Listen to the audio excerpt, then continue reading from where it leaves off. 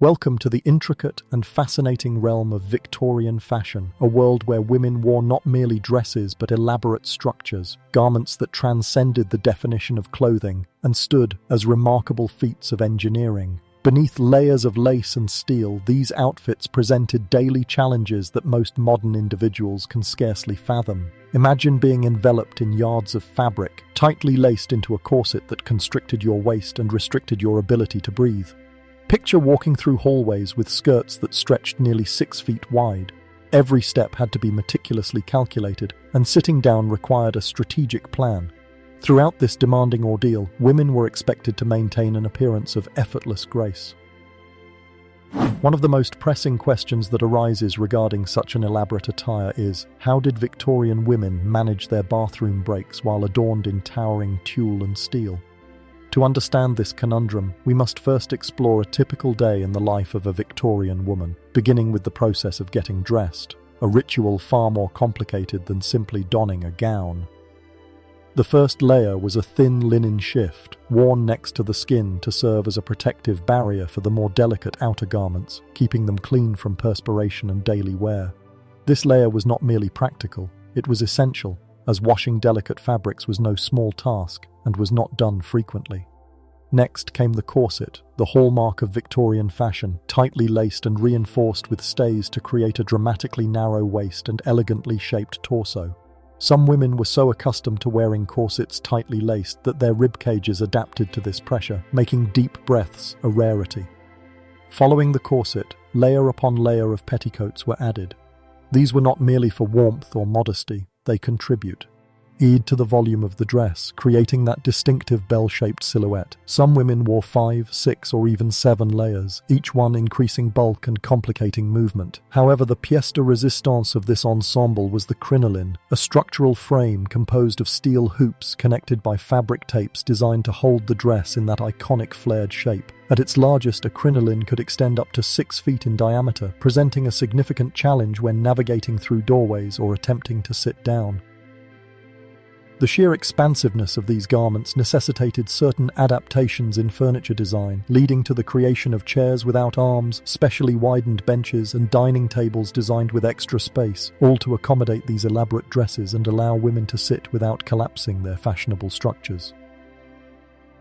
Now consider the daily struggle of using the bathroom in such voluminous attire. The significant weight and bulk of the garments meant that even the simplest of actions necessitated careful planning and physical coordination. Victorian women were not merely dressed to impress, they were engaged in a constant logistical challenge, transforming basic human needs into complex, grace-filled routines. Using the bathroom became a carefully orchestrated performance, requiring an understanding of the layers of fabric and the constraints of their clothing. At the center of this daily ritual was a surprisingly unsung hero, the chamber pot.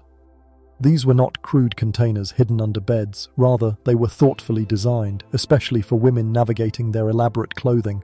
The most common type was oval-shaped with a smooth, curved interior designed to fit seamlessly beneath layers of crinoline, petticoats, and lace.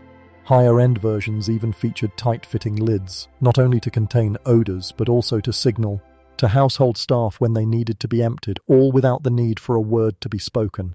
In wealthier households, chamber pots were discreetly concealed within beautifully crafted furniture. Chairs might have hidden compartments, cabinets could store concealed containers, and elegant wooden commodes masked their true purpose with remarkable artistry. Behind the scenes, household staff operated with precision and discretion, ensuring everything remained clean and unobtrusive. Their role necessitated more than mere efficiency. It required impeccable timing, coordination, and an exceptional degree of subtlety, akin to a backstage crew managing a finely tuned performance.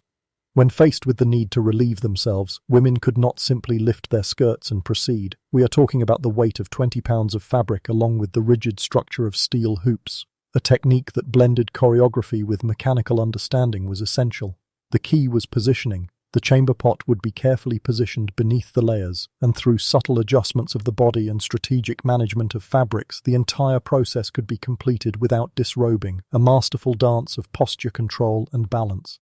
In larger homes and ballrooms, retiring rooms provided designated spaces for women to momentarily detach from the festivities. These were not mere powder rooms. They were fully staffed lounges where maids stood ready to assist with skirt placement, timing, and cleanup, all while preserving an air of grace and discretion. Managing a private need without drawing attention or disrupting the social environment was an acquired skill, much like an art form, cultivated through generations and perfected quietly in the background. Interestingly, during much of the Victorian era, many women did not wear what we would now recognize as underwear, as the voluminous skirts were deemed sufficient coverage. The weight and structure of the skirts provided a certain sense of modesty. However, this absence of traditional undergarments also created its own set of challenges. Imagine walking down a cobbled street, a gentle breeze turning into a gust strong enough to flip your crinoline upwards like an umbrella turned inside out. Discretion could easily be compromised in such situations. These unexpected mishaps prompted societal conversations about modesty, leading to the introduction of what became known as split drawers. These garments were distinct from modern underwear, consisting of two separate pant legs connected only at the waistband, with an open seam in the middle. This innovation beautifully combined modesty with practicality, allowing women to navigate personal needs without removing layers of clothing while retaining their layered elegance. Despite the complexities involved, Victorian women faced daily life with remarkable composure and meticulous planning. The routines required were executed with silent communication and an architectural understanding of their wardrobes. Elegance was not just visual, it was deeply entwined with dignity. In a society where appearances were paramount, women had to devise clever methods for maintaining personal hygiene without the conveniences of modern plumbing or disposable products. For most of the Victorian era, toilet paper as we know it was not widely available. Instead, people relied on whatever practical alternatives were at hand. For working-class families, this could mean newspaper pages, catalogue sheets, or recycled paper. In rural areas, natural materials like soft leaves or cloth rags sufficed. Wealthier households, on the other hand, preferred soft linen cloths cut into small squares, which were reused and meticulously laundered, embodying a mark of gentility.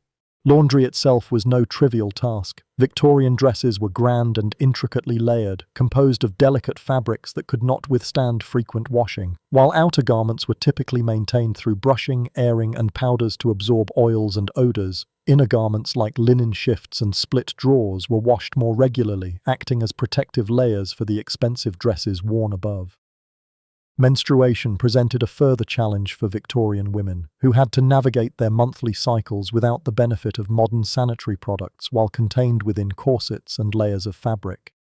Women often resorted to a DIY cloth system, typically described as a belt and pad arrangement. This consisted of a soft belt worn around the waist to hold absorbent materials, usually made of soft fabrics like flannel or cotton. Some even employed natural fillers like moss or wool for added absorbency. Changing these materials required a keen sense of timing, privacy, and skillful maneuvering, all while attending to social obligations or household duties.